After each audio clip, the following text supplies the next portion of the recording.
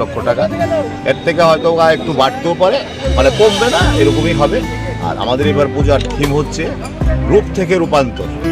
মানে যে কোনো জিনিস যেগুলি আমরা ফেলে দিই, এগুলি দিয়ে, যেমন কট বেল, তারপর ব্যাঙাচি, তারপরে মাশরুম, তারপরে আরও বিভিন্ন রকমের ফলের খোসা, বিভিন্ন রকমের আরও অনেক জিনিস আছে যেগুলো এখনও বলা যাবে না, অনেক কিছুটাও গোপন রাখতে হবে, সবটা বলে দিলে তো হবে না সেই। আর এবার আমাদের প্যান্ডেল করছে নদিয়ার গোবিন্দ ডেকোরেটর। আমাদের এবার মৃৎশিল্পী, এখানকার উদীয়মান, ত্রিপুরার উদীয়মান শিল্পী শৈলন্দা।